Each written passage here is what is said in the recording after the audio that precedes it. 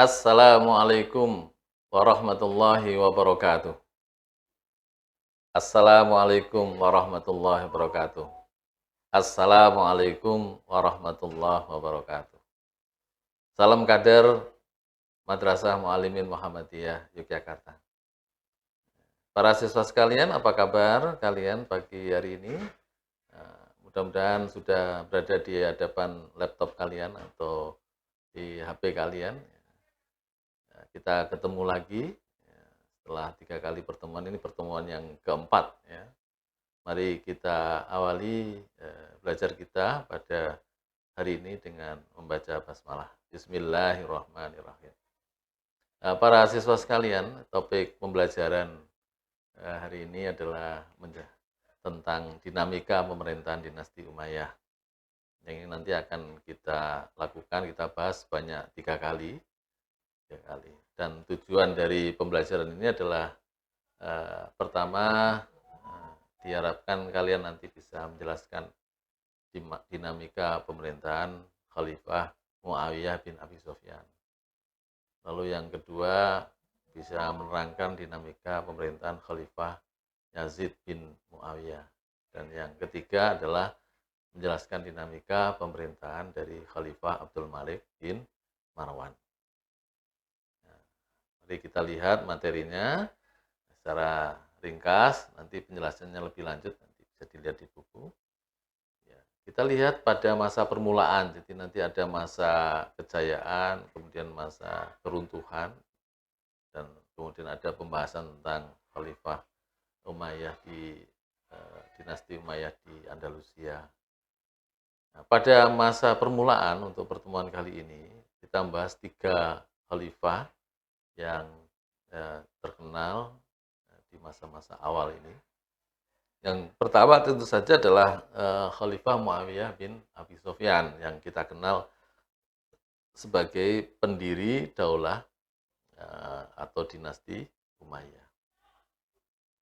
Muawiyah ini kita singkat begitu, ya naik takhta pada tahun 41 Hijriah dan berlangsung sampai tahun 51 Hijriah.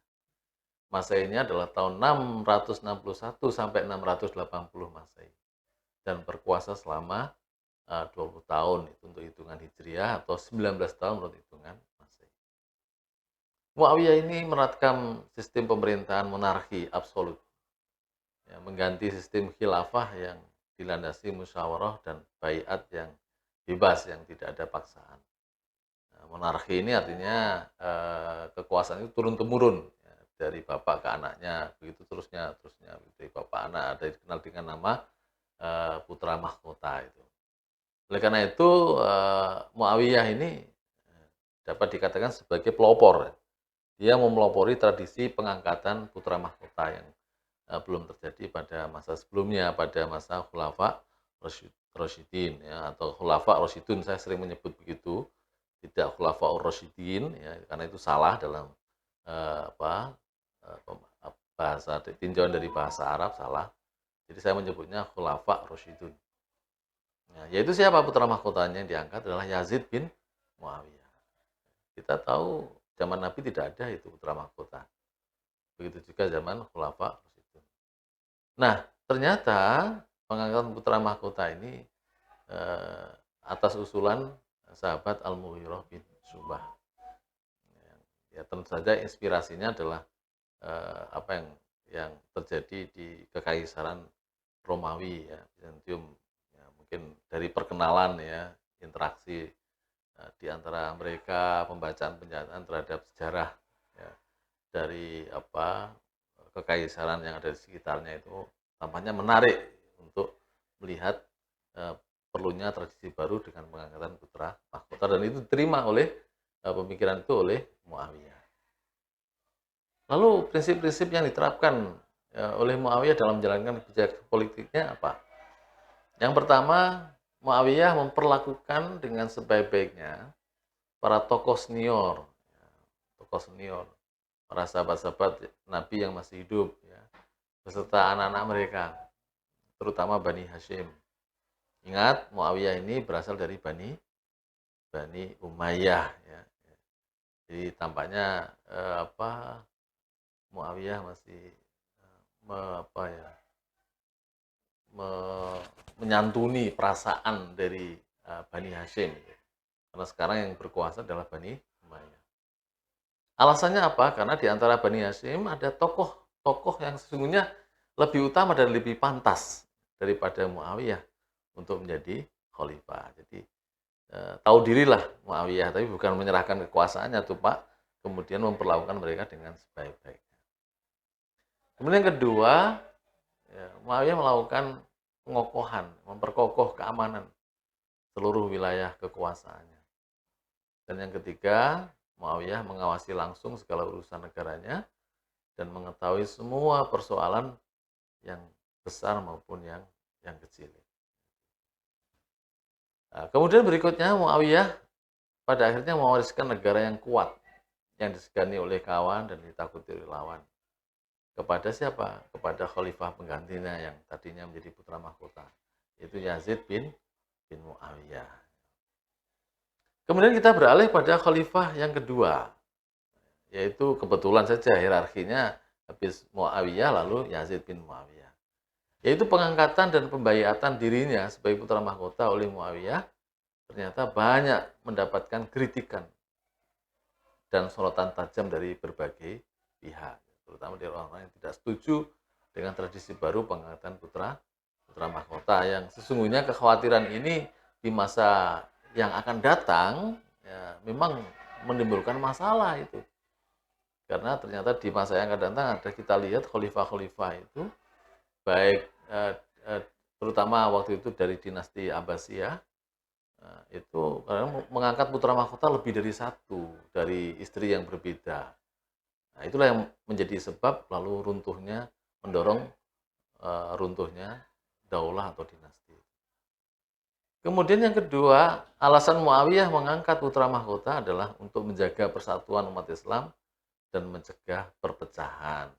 Ini konteksnya sesungguhnya adalah konteks ketika Muawiyah jadi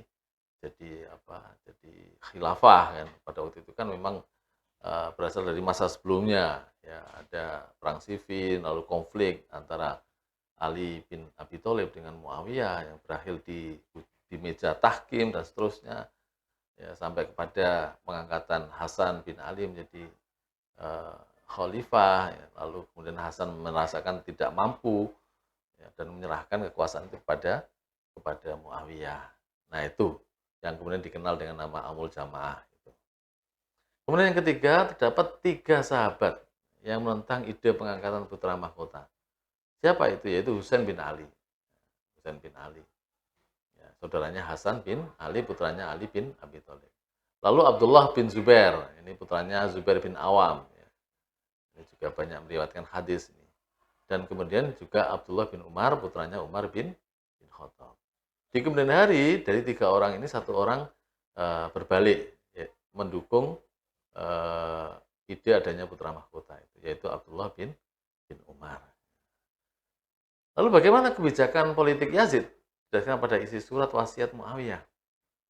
Ya, itu kebijakan politiknya dari bapaknya Muawiyah. Apa itu? Pertama, ada perintah dari Muawiyah agar Yazid nantinya ketika menjadi penguasa bertakwa kepada Allah sebagai landasan dalam menjalankan kekuasaan. Luar biasa, sebenarnya bagus wasiatnya ini. Yang kedua, mengundang para sesepuh dan orang-orang yang berpengalaman ya, jika menghadapi satu urusan penting dalam menjalankan kekhalifahan. Yang ketiga, memperkuat moral dan rajin beribadah. Dan yang keempat, menghormati warga Madinah dan Mekah sebagai asal-usul pertumbuhan Islam. Kita tahu bahwa pusat pemerintahan dinasti Umayyah ini di Damaskus, Syria. Jadi bukan di Madinah atau di Mekah gitu. Tapi oleh karena itu agar warga Madinah dan Mekah tidak merasa tercabut haknya sebagai tempat tumbuhnya Islam, ya, maka mereka diminta kepada Yazid untuk menghormati mereka. Yang berikutnya, yang kelima ya bukan ketiga, memperlakukan orang kebanyakan, maksudnya rakyat biasa itu dengan hormat dan sebaik-baiknya. Jadi jangan kemudian melakukan diskriminasi perlakuan yang beda terhadap orang lain. Ada peristiwa-peristiwa negatif dan positif yang mencitrakan diri Yazid. Ada peristiwa yang mencitrakan, membuat image negatif pada Yazid. Ya, sampai sekarang itu masih masih terasa itu kan. Itu pertama apa? Perang Karbala. Yang terkenal di masa itu dengan terbunuhnya Husain bin Ali. Ya, ceritanya panjang ini kan, ya, tapi tidak perlu itu diungkapkan di sini, nanti ditelusuri secara pribadi, ya, ada peristiwa yang sangat mengerikan sesungguhnya itu. Yang kedua, pertempuran Al-Harrah, ya, dekat Madinah. Nah, dan ini terkait dengan Abdullah bin Zubair itu. Kemudian yang ketiga adalah pengepungan Ka'bah. Ya, gitu.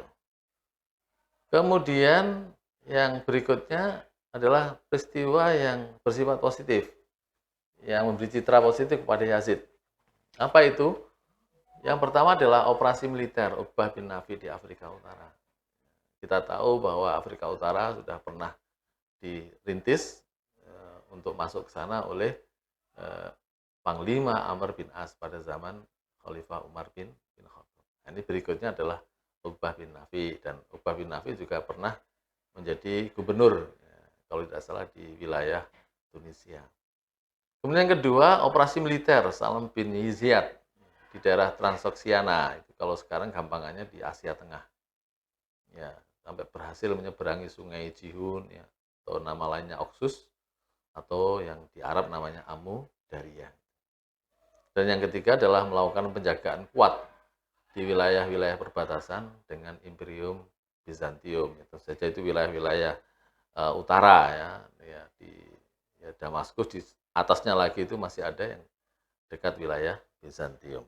Nah, itu diperkuatnya agar orang-orang Romawi Timur tidak gampang untuk melakukan penyerbuan, gangguan-gangguan ke wilayah Islam. Kemudian yang ketiga adalah Khalifah Abdul Malik bin Marwan. Ya, Abdul Malik bin Marwan ini kemudian ini terkenal sebagai khalifah dari bapak-bapaknya khalifah, ya kan, itu.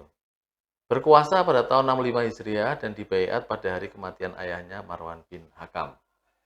Ya, waktu itu meninggal di Mesir, dan kita tahu Marwan ini pernah dicurigai, ya, telah membuat stempel, ya, surat yang berujung kepada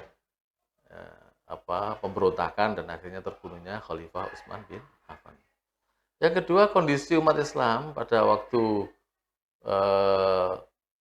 Abdul Malik bin Marwan menjadi khalifah ini terpecah menjadi beberapa kubu saat ia diangkat sebagai khalifah. Nah, kubu itu apa saja? Pertama, kubu Abdul Malik bin Marwan, yang dia menguasai wilayah kekuasaan di Syam dan sampai dengan Mesir. Lalu kubu Abdullah bin Zubair, yang wilayah kekuasaannya dari Hijaz sampai dengan Irak, dengan pusatnya di Mekah. Dan yang ketiga adalah kubu Khawarij Al-Azariqah, yang mendeklarasikan negara di Al-Aswah, ya, Al-Ahwas, ya, negara di Al-Ahwas. Kemudian yang keempat, ini terpecah juga Khawarij menjadi sebuah kubu baru namanya An-Najdat. Ya, saya sering mendapatkan dengan Najdat, gitu kan, ya, dengan mendirikan sebuah negara di Yamama. Dan yang kelima adalah kubu Syiah, pimpinan Al-Mukhtar bin Abu Ubaid As-Saqafi, ya, yang hampir mendirikan negara di Irak. Nah, setelah bekerja luar biasa dengan penuh kesabaran, ketabahan, dan keuletan, akhirnya Abdul Malik bin Marwan berhasil memulihkan persatuan dan kekuatan umat Islam dan menumbangkan musuh-musuh umat Islam pada waktu itu, yang tadi kubu-kubu tadi satu demi satu. Itulah Abdul Malik bin Marwan. Saya kira demikian, para siswa sekalian, terima kasih. Thank you very much. Syukron, jazakumullah khairan jazak. Kita akhiri. Jangan lupa kalian kalau untuk bacaan lengkapnya kunjungi portal belajar di siswa.muallimin.sch.id. Demikian akhirul kalam. Wabillahi taufiq wal hidayah wa ridha wal inayah. Wassalamualaikum warahmatullahi wabarakatuh.